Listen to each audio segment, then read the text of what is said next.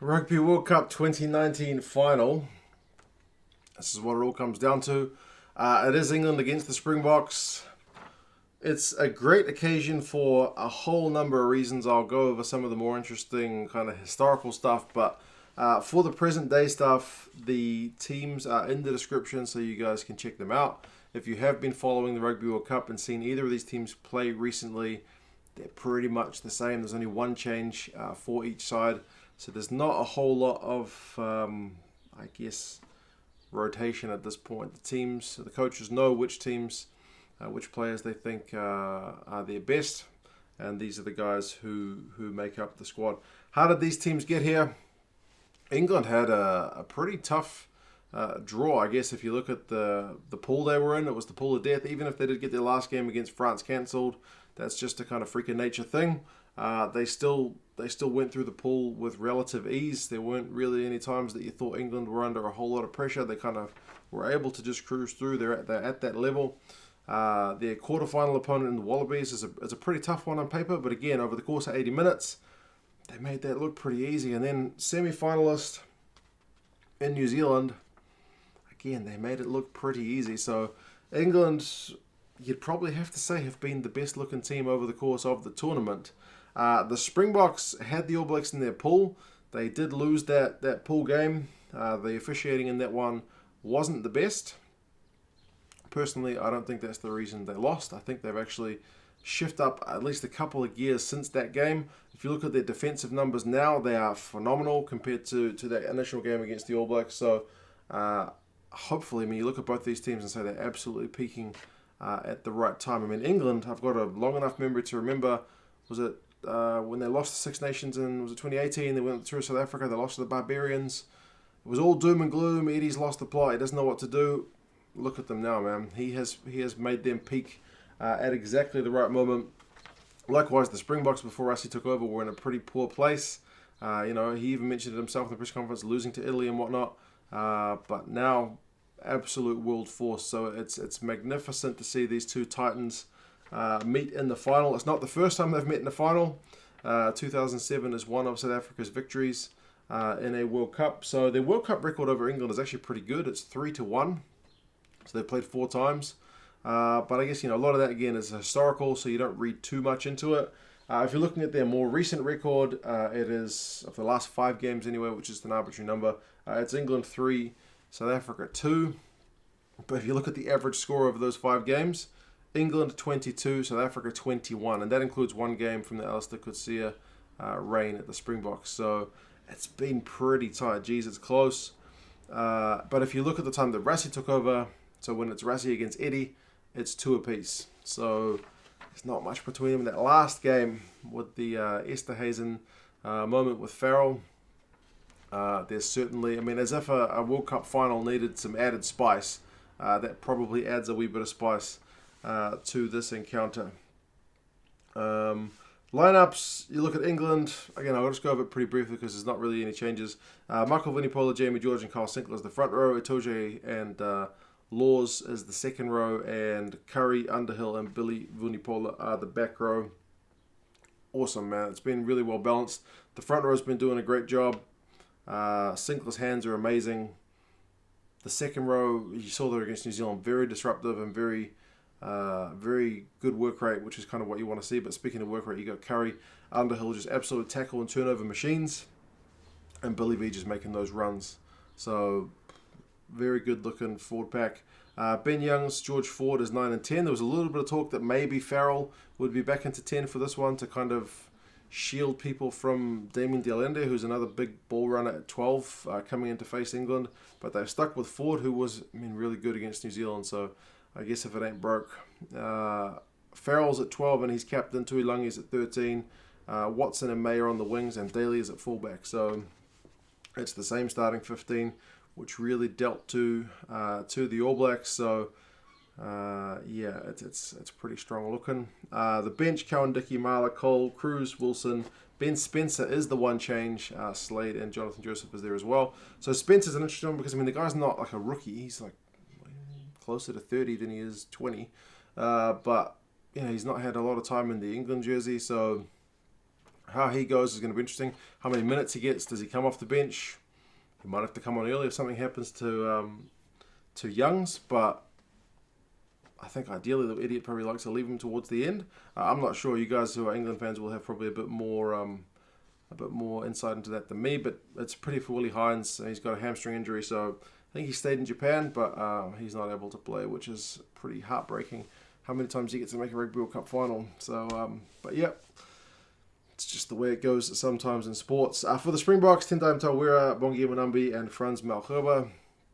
That's their front row, and again, been very efficient. They've been able to balance their subs and their starters really well, have the box.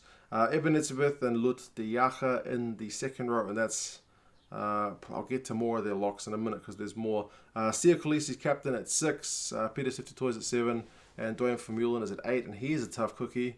Like, Thomas Francis tackled him in the semi-final and came off very injured. So, Vermeulen is a tough customer. Faf de Klerk's at 9, Pollard's at 10. Pollard's boot was phenomenal. That guy, again, talking about peaking at the right time. Didn't have the best kicking percentage throughout the World Cup, but again, cool customer last week. Man, can he pull it out when he wants to? And he usually does. So, faith in that guy for sure. Damian Allende at 12, Lukhanyo at 13. Again, I mentioned Damian Allende is just that big ball runner. He is their battering ram. He's their centerpiece for a lot of their play. So expect to see him running at George Ford often. But equally, Lukhanyo, who is a good defender, will have to be on his toes to keep Manu Tuilagi quiet as well.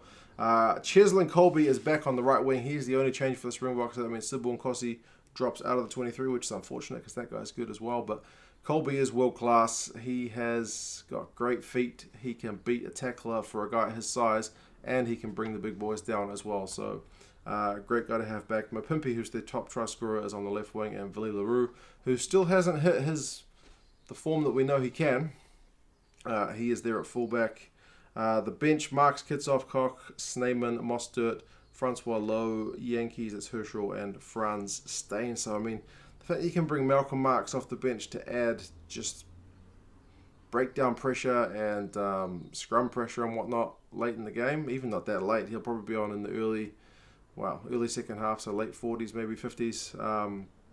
Likewise, Stephen Kitsoff, top class England fans will be very familiar with Vincent Koch. And Achia Sneeman and Franco Mostert, 2 locks on the bench. They've only got 2 backs in Stain and Yankees, so they'll be hoping that all the backs stay on the field. And I mean, Franz Stain can cover pretty much the entire back line, and then Yankees covers 9. So it's a pretty big, tough looking team. How Willie Roux goes under the high ball will be an interesting one because his hands haven't been the best this tournament, like I mentioned. And you've got to imagine England are going to be kicking it to him a fair bit. But those forwards are really going to put the English guys under pressure. So it's a balanced one. Yeah, I mean, some interesting stats. Again, it's a bit more historical than modern, but the Boks have never lost the World Cup final. That's a stat that a lot of teams do not have. England have played in, I think it's 3, and they've won 1 and lost 2. One of them was to South Africa. But there's some interesting kind of counter stats to that as well. Like, there's one stat that's definitely going to be broken because no team who has lost a pool game has gone on to win the Rugby World Cup. South Africa lost the pool game. But South Africa's never lost the World Cup final. So one of those is going to be broken with this World Cup. South Africa has never scored a try in a Rugby World Cup final. And yet they've won 2 finals. That shows you how close and how punishing that side can be. But again, it's historical. But they've never conceded a try in a final either. England in 3 finals have only scored 1 try, and the 1 try they scored, they went on to win it. That was 2003. The other 2 finals they lost, again, not able to score tries. But I mean, one of those is 1991, so again, read into that what you will.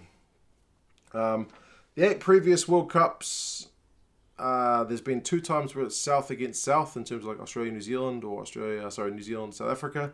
But all the others have been North-South clashes. The South definitely got the edge in that, with England only getting the sole victory for the North. But it'll be interesting to see if New Zealand, Australian, Argentinian fans kind of get around South Africa, and whether like the home nations and maybe France and them get around England, or I'm not sure how the neutrals are going to go with this one.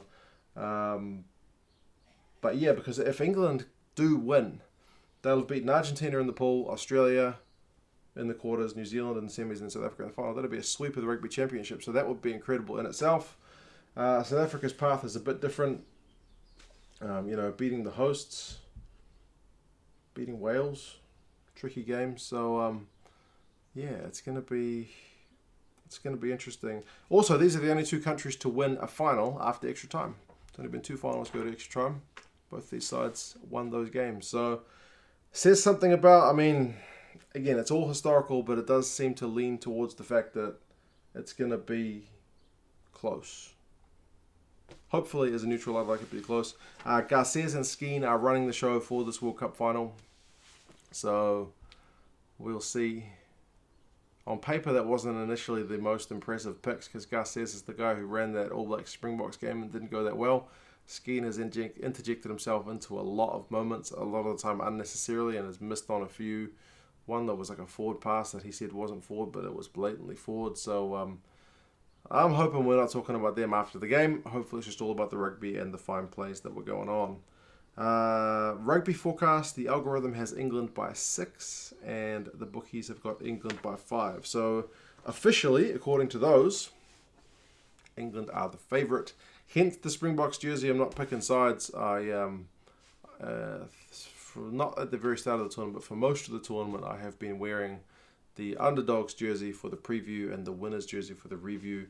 Most of the times I've had to switch jerseys, but occasionally there's an upset. So we will see. I'm not sure how much there is between these teams. It looks to be very tight to me. As I said, I'm hoping for a close one. I know you English and South African fans would probably want something a bit more than 7 points for your blood pressure, but I'm a neutral, so I want close. We'll see how it goes. You guys let me know your thoughts on the lineups, on their paths to the Rugby World Cup final. Who do you see as kind of the key players?